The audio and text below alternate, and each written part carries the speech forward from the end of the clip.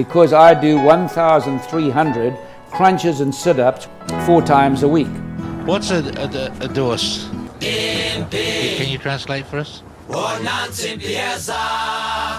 of the gold medal and the champion golfer of the year is Ernie Els.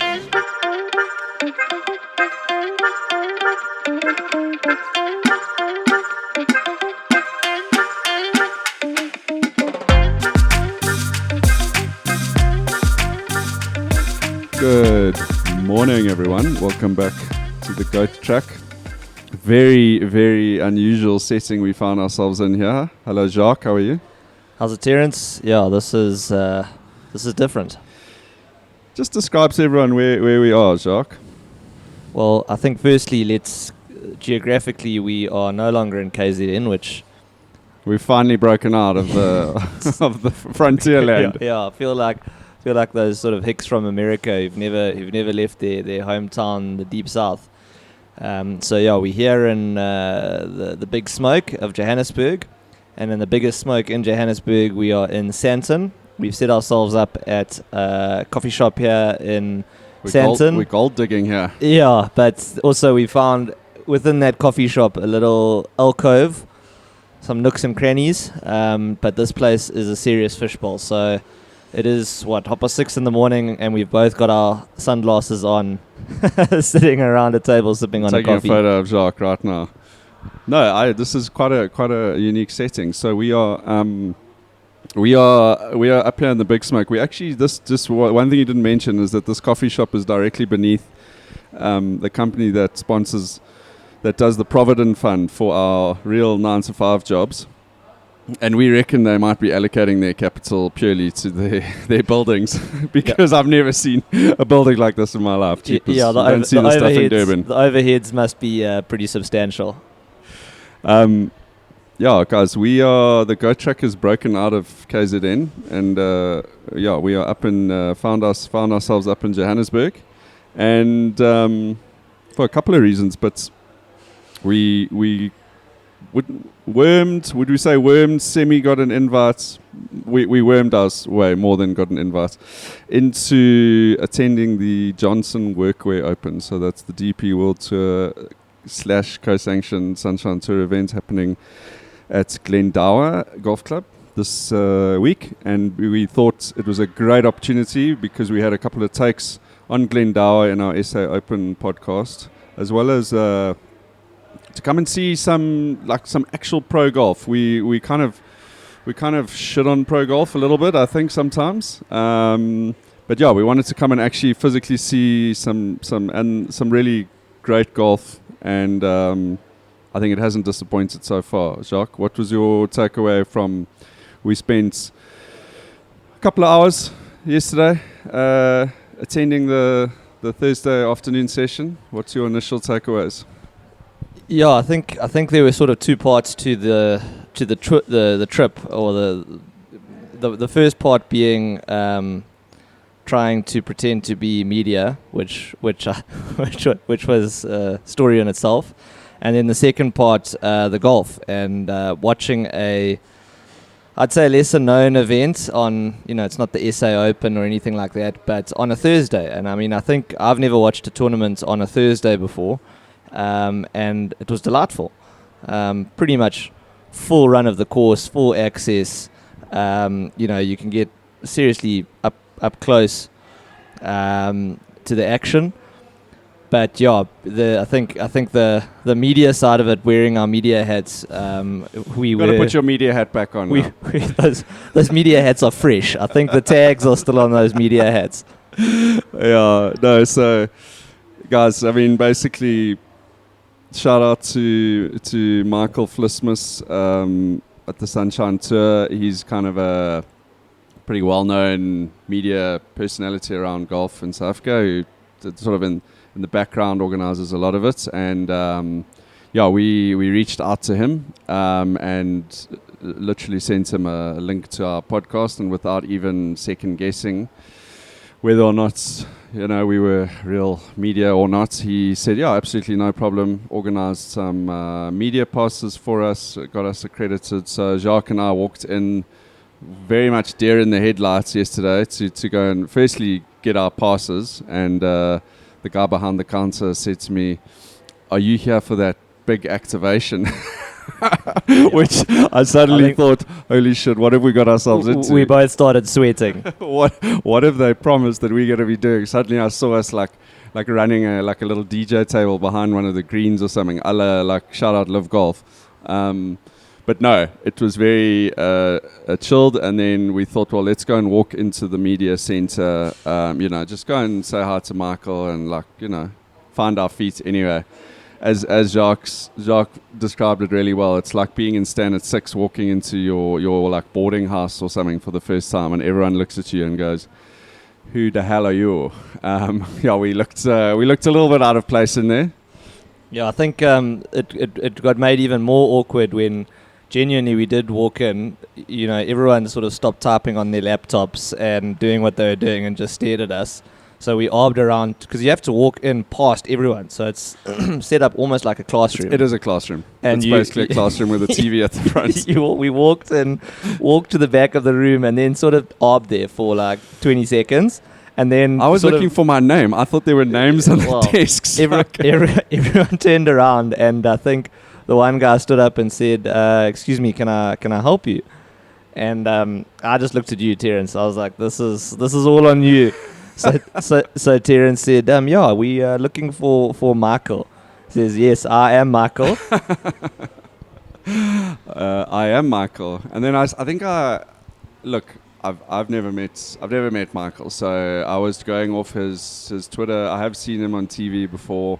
I was going off his Twitter profile handle, and to be fair, his beard in real life he's grown a massive beard. So I think I kind of shot back, going, "Oh, didn't quite recognize you because obviously the beard or whatever." But anyway, I mean, I think he could see we were arbing around, and he was very nice and came and said, "How's it?" Gave us the Wi-Fi passcode, and with that, we rapidly exited the media center. Scuttled away. Said we'll be back later, with no intention of being back later. We gonna file our articles, but I mean, look, the intention was to come and just experience some golf and experience kind of the side of golf coverage. So yeah, the idea was always to record some podcasts around this background stuff. So we definitely got some interesting stuff there. And then we were out on the course, and I mean, look, Jock, I want to give you my takes on Glendower, because it's the first time I've seen it. I've never played it, even though I was bold enough to rank it as my Joburg course. I think I was going on like history and pedigree, design pedigree, and history of like a number of SA Opens and stuff that they had there. I must say I was very impressed with the course. The conditioning is exceptional. It is 100% a Parkland, Joburg Parkland course. So in that sense, I kind of understand Hoff's comments around, it's, when we had our podcast, it was like, it's just another Parkland course with weeping willow trees all over the show. So I get that, but that is what Parkland golf is. It's like saying that a links course doesn't have enough trees. That is just the nature of Parkland golf. And I think you and I discussed yesterday. We saw it come to play in real life. That we were talking about how much I would love to be hitting driver off every tee there, because there's no real rough, but there's trees. And what Parkland golf for me does, just from the watching yesterday, is it puts, if you hit it offline, and it's quite, some of those fairways are pretty tight, it asks some questions of what you're going to do with your next shot. So we saw guys, we can talk about Wilco, but we saw him, sort of trying to hit a little, not a hero shot, but trying to land on the green from being quite deep in the trees. And then we saw other guys just going absolutely no chance, taking their medicine, chipping out sideways. So it provides you with a whole bunch of options when you go offline. And then, like, I got to say, what the two things that stood out to me, which I didn't realize about Glendower, was one, it's not a flat piece of land, so it has quite a lot of fall on it. There's obviously like a river valley that kind of goes through it, which is what they've dammed up with all those dams and that.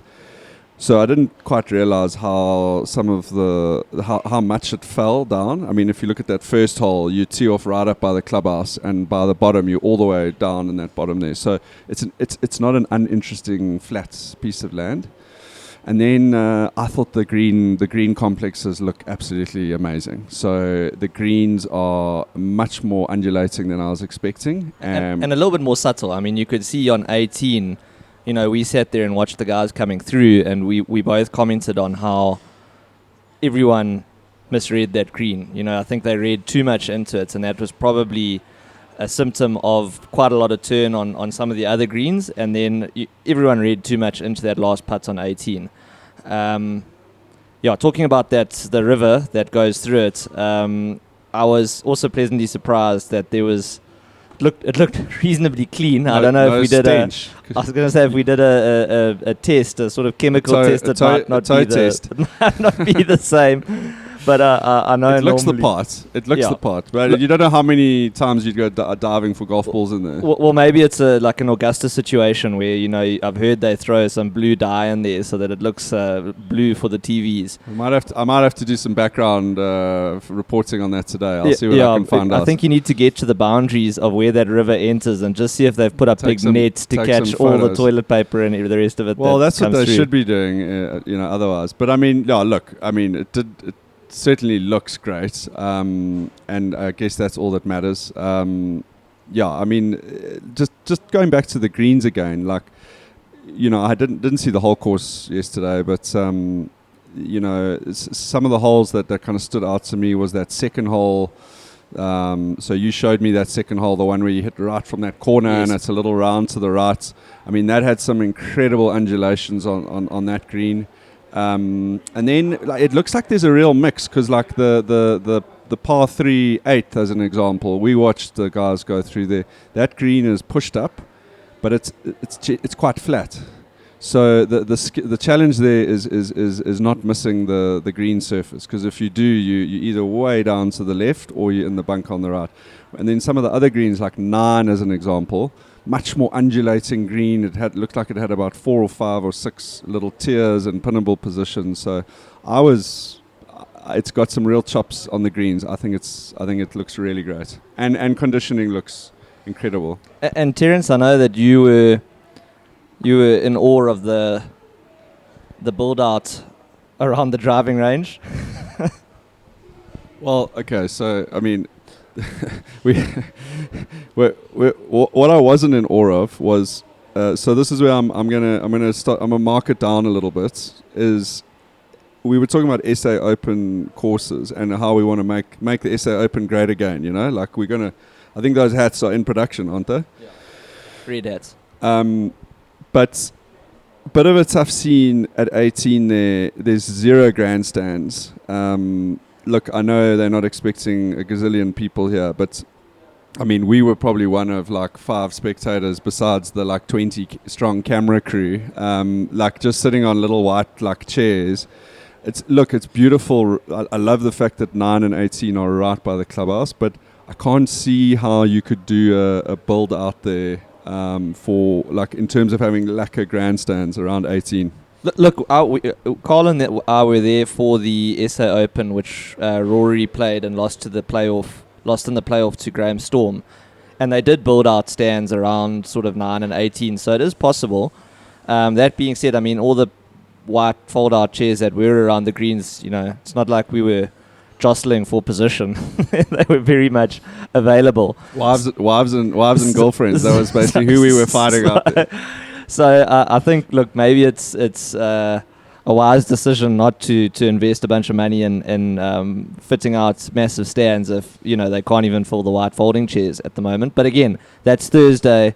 You know, maybe over the weekend, I think we both said, you know, I can imagine, and I would encourage people, you know, if these sorts of tournaments are around, even if it's not a co-sanctioned DP Tour event, if it's just a Sunshine Tour event, you know, it really, really is flipping cool to get out there and walk around and see these guys play. Oh no, it was so pleasant. Like late afternoon Joburg, like golden lights, nice like temperate weather, not hot, not cold. Watching some good golf. Listen, I'm not going to complain. I'm looking forward to today as well. Well, let's quickly talk about what your POA, your plan of action is for today, Terence. So before I get into that, the last thing I wanted to say is those fucking parakeets are out of control Yes, on that you golf are course. hating them. Like, I suppose people in Joburg are used to them now. I mean, when I grew up in this Joburg-ish, I mean, the surrounds, you know, I think this they're an invasive species. What are they? Rose ring parakeets, I think. So they are like freaking multiplying like crazy, bro. The last time I was at Arini Country Club, they were going nuts there. And I mean, yesterday it felt like we could have been inside like a Brazilian rainforest, bro. It was the weirdest setting where you've got like this high-felt golf and whatever, and then you've got this like and these like green birds like flying down over the fairways. I was like, so it's a bit of a weird, like I'm going to say it's a little bit of a weird scene. But yeah. So I'm going to give you a choice now. Would you rather take those green parakeet birds or the hardy-dars or the jippos, the Egyptian geese that we get? I would take, in order of preference, hardy-dars, parakeets, Egyptian geese. That'll be my order of preference. Yes, I'm roasting here a little bit, bro. I'm just going to move around so I'm not looking into the sun. Jacques, plan of action today is to just go and get my toes wet again. You know, I want to go and shake the range down a little bit. I want to go check out the practice facilities. I want to go and see who's striking it nicely. I'd like to chat to I'm going to try and chat to some of the, whether it's players or media personalities or whoever's around. I want to just try and just chat to people. I'm trying to get an understanding of what it's like day to day being on one of these tours, you know. It so did the goal look like today is there's no specific goal, but there's a fairly broad, like, experiential goal. Look and feel goal. Look and feel goal. Exactly. It did feel like you could see a lot of the old sort of media hands and the TV crew and the rest of it. It's their day job, you know. You could see they were going about their business, you know, getting it done. Absolute pros, yeah. But look, I think maybe, you know, just to mention some of the players that we watched and some of the guys we saw come through and maybe some of the other players in the field. I mean, maybe let's discuss who we saw, what we thought, and then I want to just get your thoughts on who you're going to try and catch today. I know that you had a massive boner for Casey Jarvis, so we basically had a homing missile on him. That sounds pretty dodgy the way you put that. He's pretty much a kid. Well, let me just say that. Let me just say that you were wearing the same outfit as him. Well, we saw. Let me ask you about that. Did you guys pre-plan that? We saw Casey Jarvis on the fairway, and he was wearing sort of white longs with a sort of off-whitish yellowy top. And Terence's comment was, "Look at him, there he is in the fairway, dressed in all white. He looks like an angel." Yeah, listen, it's a little bit of a bit, but Casey Jarvis we're kind of adopting him as our golden boy. Next best export. He's our ray of sunshine, hopefully. No, look, in all seriousness, there is something about, like, you can go look at the Oaks playing record, and like, I think I said this in the beginning of the year whenever we did our podcast or whatever, like, which three South African golfers do you want to see win a major? He was one of mine, just because he clearly is an interesting player to watch, bro. He's aggressive, like, he's an aggressive golfer, and what that means is, like, there's a lot of birdies on the card, maybe the odd double, a couple of bogeys. Eagle. I mean, he had an eagle yesterday. He's. Did you see the highlights of that eagle? He hit a stinger. No. He hit a stinger from under the tree onto the green for 2, and then one putts it. Okay, well, I mean, it's pretty nuts. And can I just say that just from the aura that we gave out to him on the 16th green. Jacques, I said to Jacques, should we follow Casey in for 17, 18? Jacques was like, nah, let's go look at the rest of the course. Casey went on to birdie 17 and 18. So whether that's us parting on our aura, or maybe we should just stay away. I don't know. Maybe we should keep our distance. Well, you'll be pleased to know he started today the first with another birdie. So he is climbing you're tracking him. Okay, brilliant. He is climbing up the leaderboard, keeping that run going. Yeah. No, look. I'll definitely try and catch the back end of his round today. And yeah, he's doing well. I mean, I think he was top 10, finished in the top 10 yesterday. So he's had a pretty good start to his season as like a fully fledged European tour. He's like a proper European tour player now. So who else did you see out there that tickled your fancy? This is sounding like quite a dodgy. That phrase is always so good. Yeah. I must say, I actually really enjoyed watching Wilco Nienaber. We saw him absolutely rope one on the 9th. I think even the caddies and the playing partners that he was playing with had a bit of a chuckle when he smashed it. So we caught up to Wilco on the 8th. It was the 7th. Sorry, it was the 7th, the one before the par 3. So we caught up with him on the 7th. He had hit a pretty wayward drive. Was standing on a cart path, which was marked with white lines, and I'll get to why I'm mentioning that point shortly. I think pretty wayward is, pretty wayward doesn't quite describe how far right it was. It was almost in someone's garden. Look, I mean, Hoff would have been impressed with how right that shot was. It was an ode to the Hoffman. Yeah. But he managed to then sort of take a shot. I mean, that one branch that was hanging down, I don't even know if they discussed it. It sort of wasn't even in play. I mean, I would have hit that branch 9 out of 10 times. Hit a pretty incredible shot out of a pretty tight lie over the green. Actually, a lie. It wasn't incredible. He hit it over the green. It was an incredible shot, but it was a good shot.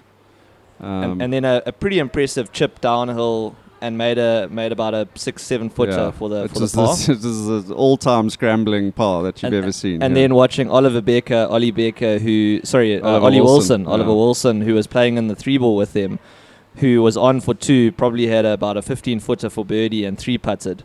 I mean, it was a bit of a tough scene to see Wilco get out of that position and get a par with Wilson then making the bogey. But on the 9th.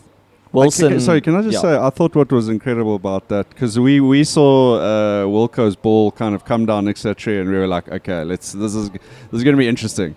And we stood there, and then he walked up. I mean, we were basically the only 2 people there. And then, you could see him assessing his options. He thought about a drop because he had his foot on the path and whatever. But what's amazing is that I was standing there looking at all the trouble between us and the green where he was. The first thing that they did, or that these pros do, that he did, is look at the window that he's going to hit it through. I mean, I didn't even see that window. Like he's like, oh no, I'm gonna basically like try and rope one around, like hook. He would try to like hook spin a sand wedge or a pitching wedge or something. So yeah, it just shows you how these oaks are supremely talented. Yeah, I mean their first their option, confidence of like hitting that ball. Their first option is looking at the sort of the windows, whereas we like, oh my word, there's we're so many trees around. Yeah, we're gonna hit one of them. But then on 9. The hole that Wilco absolutely roped. Wilson hit one a bit wayward right. I think it hit a tree and it landed slap bang on the car park. It was on a road. I mean, it wasn't yes. So a road with like little pebbles and. It was exactly the same road that had been marked with white lines on the 7th, which Wilco would have got relief from. It's literally the same road. I think it's just like a kilometre further back. So anyway, they call the rules official over, and the rules official says, "Oh no, that's not a road. It's just been trampled down."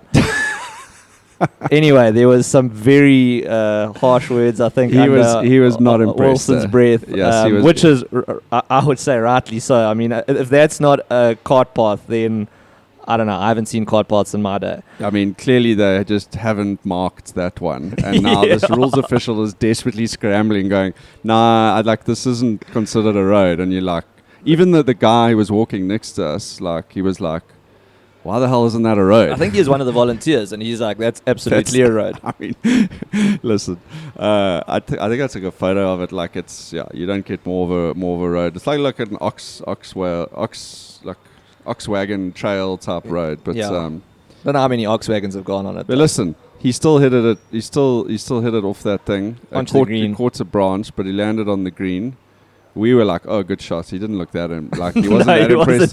He wasn't that impressed with our comments. And then he nearly made birdie. I mean, he had a great putt from like 20 feet. So yeah, look, guys. I mean, watching these guys play is just incredible. And I will say, like, we were kind of shitting on. We were having a laugh at the airports around like, oh, we don't know a single oak in this field, and we were kind of wrong about that, because when we were sitting on 18, there were some really like awesome players. And if you've been following the DP World Tour for a while, there was some like classic names there that came through. I mean, Rafa Cabrera-Bello came through, Matteo Manacero. You know, there were, you know, the South African contingents there, Tristan Lawrence, all the sort of top DP World Tour South African guys. And then your guy, Norgard, Jacques, tell us about him. Yeah, so anyway, we saw, I think is he from Sweden or Finland?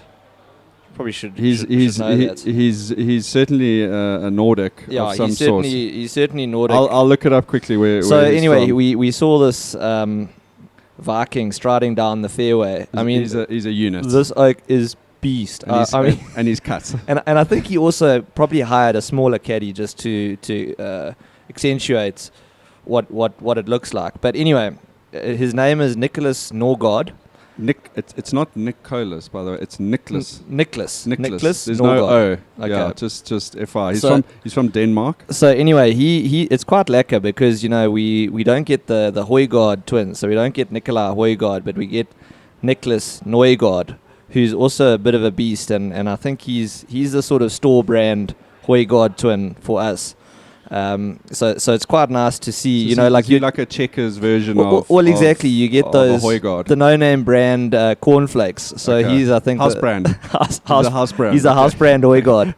Just that white cornflakes packet. Yeah, exactly. Listen, the oak. I mean, I would like to. We didn't see him hit a drive or anything. I might go and try and find him because, geez, he looks like he thrashes the ball. But I mean, from where he was hitting on 18, I mean, where he was hitting his second shot from it was right up there. Yeah, right down into that valley. Casey Jarvis is just gone 2 under through 2.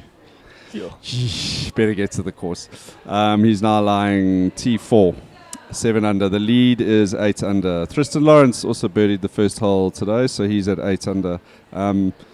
Jacques, it was so lucky to be out there, and I just want to say, I mean, I'm also first one to kind of shit on pro golf at the moment. Really is a bit of a mess, and like we're not trying to do a podcast to cover pro golf, and we're not going to be writing articles and that. But it was really like if you are in the Eastern Cape or Cape Town or Joburg. Hopefully these events are going to start coming back to KZN with DCC. We can talk about that later, but. Yeah, if you're in Joburg this weekend, and you've got an afternoon, like, geez, I would go down to Glendower. If you've got young kids, take them down there. There's an awesome like little village. The little spectator village. I saw cool. They've built a little putt course at that village for kids to play. You know, go there, watch these guys play, because it is mightily impressive watching pro golfers just do their thing. And a day out. I mean, it's not like another sport where you're sitting in your seat. I mean, unless you manage to get one of the white fold-up chairs around the greens. Yeah, but you got to hustle for those. For the most part, it's a lacquer walk.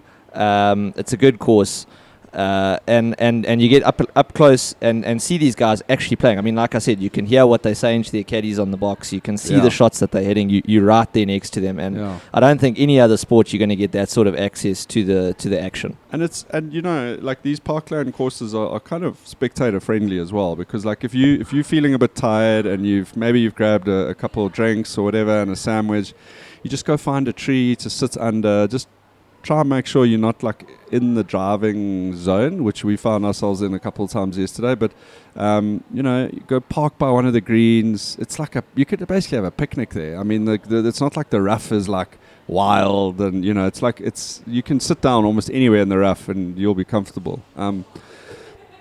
The one thing I wanted to touch on, which really was a takeaway for me yesterday, was that, and we spoke about how, you know, there were not a lot of fans there, and like most of the groups we walk around, you can see that the people following a particular group is like 95% family members. Friends and family. Yeah, so talking about wives and girlfriends, and family. You can see there were a couple of moms and dads and stuff there, and it kind of struck me watching these guys, watching them stand on the tee boxes waiting for the group in front of them. Like, I think pro golfers, like we see like the Live Golf, and we see like the Netflix and all this stuff, but like, bro, for the average tour professional, I think pro golf is like a pretty lonely place, eh? Yeah. Like, you watch these guys, and like, if you're having a bad day and you're out there on your own, there's nobody really necessarily supporting you. Maybe you've got like a family member who's watching you. It psychologically, you waiting a lot, because like we saw guys waiting a lot yesterday. Like, psychologically, you've got your caddy there, and then the other golfers. It's I have a lot of respect for these oaks to do that over a period of 4 days. When things are not going that well for you, to like grind it out. I think you got to be so mentally tough to and you know, you start missing cuts. You miss 2-3 cuts in a row. Like, I can't imagine what that does to you psychologically. You know? But I think mentally tough, Terence, to make. You know, if you're not in contention and you're sort of thinking, well, I just need to make a paycheck here. I mean, because it is the guys, it's their job. You know, that area where I think that's the tough part. To try and the focus that those guys have, the concentration that they have in those times to just grind. And I mean, I think I understand that aspect of grinding on tour a lot better after seeing those guys yesterday. I think the one other thing I wanted to just raise, the other point I was going to make, and excuse the pun, aim point on the greens is a tough scene. Yes, it's watching those guys do aim points. It's like a full-on process that they go through, and it is slow as shit.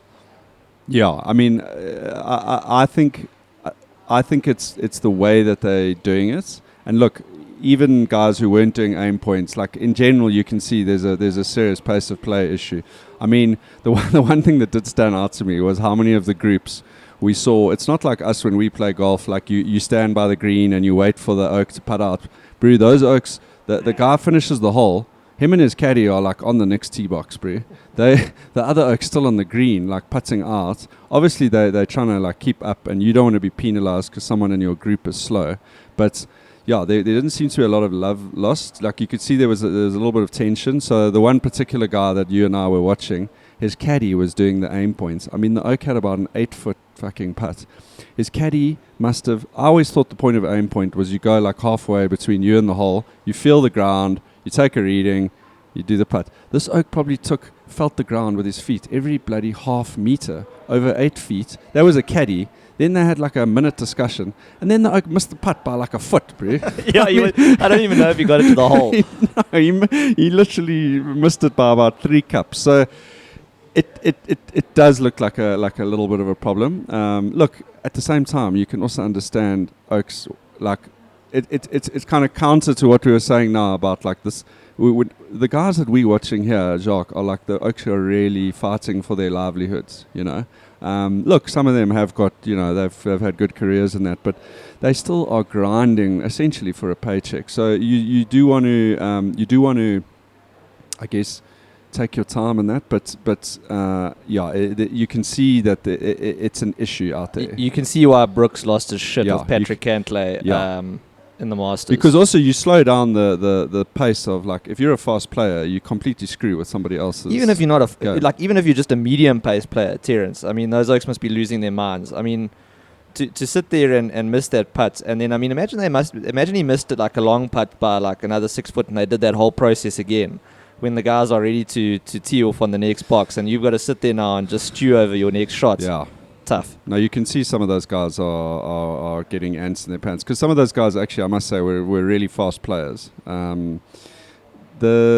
Just another parting, maybe like getting towards parting thought here was, holy shit, the Oaks hit the ball a long way, bro. I know we had altitude in that, but you know, we talk about like this rollback of the golf ball and that. I mean, what you and I saw yesterday, Jacques, was that pretty much most of the bunkering on that course has become irrelevant. Yeah. These guys are right on the back tees. And I mean, we were looking up that 17th hole, and from the tee box, it looks daunting. It doesn't look like there's any fairway, because they've got these very cleverly angled bunkers. There's 2 on the right and 1 on the left. And like for us, we'd be going, I don't know where to hit this. Well, those Oaks just blowing it like 30 meters aim over. at the right-hand bunkers and just the hit caddy's it as just hard like, no. Did you see that bunker there? Just aim straight for the middle of it. So you're just going to blow it over. So it really is a driver wedge competition out there. And with the soft greens and that, I think today it's going to be even softer. I don't know. It's very impressive watching these Oaks just absolutely mash the ball. But you can see that some of the skill on especially on some of these historical courses, which can't really get any longer, you know, it has lost a bit of the broadness of the skill has become very focused on a few certain things: driving, putting, obviously, and wedge play. That's basically what it is. But look, I mean, we've heard that, and I mean, I've heard that over and I've read that over and over again. But I mean, to actually see it in play is something a bit different. And I mean, to stand up there and actually realize that they are playing a different game. You know, when Wilco hit that shot on 9, I mean, that was insane. I mean, he absolutely annihilated that drive. He's also playing a different game to the other pros. Yeah, exactly. It's funny, I went onto his data golf page this morning, and like, you know, they show you like, okay, it's difficult with the European guys because they don't have as many stats measuring like strokes gained, approach and all that stuff, but he's obviously played in enough tournaments where they have measured that stuff. And like for most players, like if you're good in like everything, let's say like Patrick Cantley, he's pretty good all-round player. Okay, his graph looks like a pentagon. It's like even lines. Wilco's graph has got these little, like tiny little lines like this, and then this like skyscraper. His like strokes gained driving is like 3.5 or something, and the other things are all negative. Like they're all negative. Putting, it's like, so yeah, it's quite funny to see. Well, Terence did also show his chops when Wilco hit a little chip. So we were standing on the fairway watching him hit the chip, and Terence is like, oh my God, that is a shocking chip. In the middle of the fairway, I was like, oh my God, he's missed the green. And everyone around the green started clapping. Spun it back to like 4 feet. Yeah. Clearly not a keen pro observer. Still missed the putt though, so maybe you knew something we didn't. He left it on the wrong side of the hole, you know. Jacques, we need to wrap it up, but I just want to say we had a very lucky evening last night at the Golden Tee. We played some screen golf, and it was super fun. And just a bit of a teaser, guys, screen golf is a lot of fun. We learned some lessons about it, but wow, we really had a good time. Definitely the future of golf. So it's definitely not the future of golf. Okay, well, you can see we got different opinions on it, but no, it was good. And we've got a little screen golf podcast in the cauldron. So with that, we are signing off, and we are gonna catch us up again probably sometime this weekend. We'll drop another podcast. Just talking about what we saw out there today, and maybe just summarizing up like the attending of the event. Maybe we'll get into a bit more like juicy details behind the scenes stuff. Over and out. Lekker.